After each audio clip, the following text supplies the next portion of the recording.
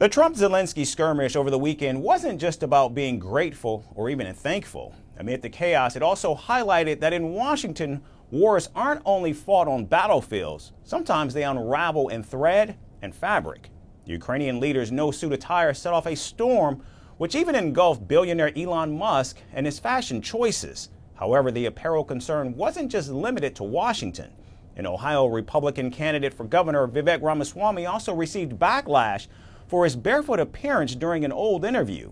Calling him uncivilized and anti-American, critics question, shouldn't the schooling of clothes begin at home? Our next report goes further. Mr. President, do you think it's going to be a good meeting, sir?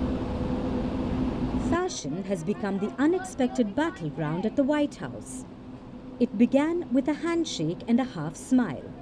Ukrainian President Volodymyr Zelensky stepped out of his car in his signature black sweatshirt with the Ukrainian trident stitched over his heart. And clearly surprised, Donald Trump's eyes flicked over the outfit. He's all dressed up today.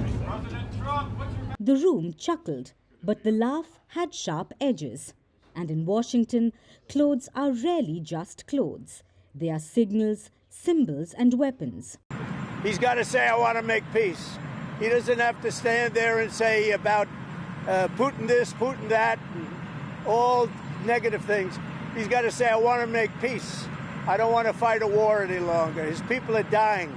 He doesn't have the cards, just so you understand it, okay? I can tell you. And it all started after Real America's Voice host Brian Glenn's question sliced through the diplomatic pleasantries. Why don't you wear a suit? Why don't you wear a suit? You're at the highest level in this country's office, and you refuse to wear a suit. Just want to see if you do you own a suit? A lot of Americans have problems with you not respecting the dignity of this office.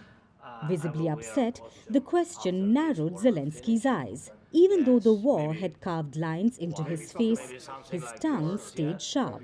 I will wear a costume after this war will finish. Okay. Yes, maybe one. Maybe something like this. Something like yours, yes. That'd be great. Maybe something better, I don't know. Yeah. We will see. Maybe something cheaper than, yeah. Thank you. Thank you. A ripple of laughter spread across the room. Very nervous and definitely very uneasy. But J.D. Vance, seated nearby, has been one of Zelensky's loudest critics. A man who believes respect is stitched into lapels and starched into collars.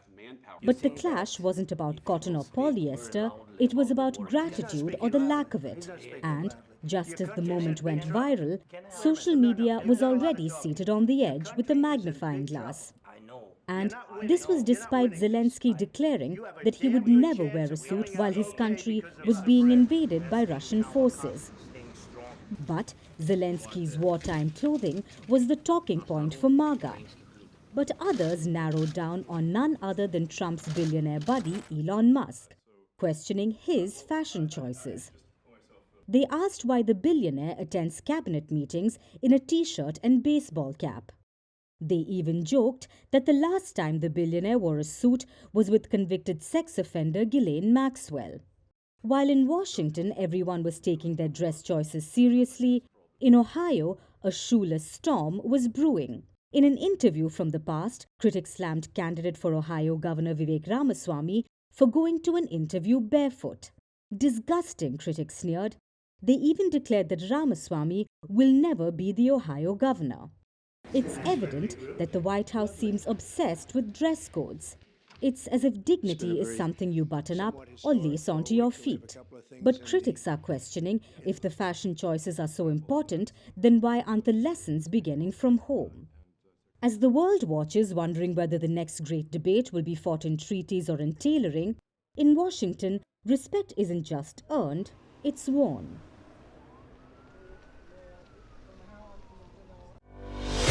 Merci beaucoup. Hi, how are you? Very well, thank you. Thank you for being here. Namaste, Mr. President. Bharat Kelogon, Komeri Namaste. How many people generally follow you in interviews? Typically in a month, we have viewers up to 150 million. That's more than twice the population of France. And in the last 2 years, we had 3 billion viewers. So I say, Laurent, this is your chance to be famous. You're on Firstpost. One word to describe your equation with Prime Minister Modi. Amitié. As India and France work together, are you creating a new era of non-alignment in the technology space? India is a training superpower. 1 million engineers a year, more than all of Europe and the US combined. So we have that partnership. We have a partnership on the environment and the economy. We also have civilian nuclear programs, and that is something we've developed far beyond the France-India relationship. So we want to work together on AI. And then comes China with its DeepSeek, creating models at a fraction of the cost. Did that innovation take you by surprise? Did that breakthrough make you sit up and think, what did the Chinese do and how? But what did DeepSeek do? They took everything that was already available from the last AI model, and then they recalibrated it. So are you going to ban Chinese AI in France? So we don't have this American approach of banning tech because of where it comes from.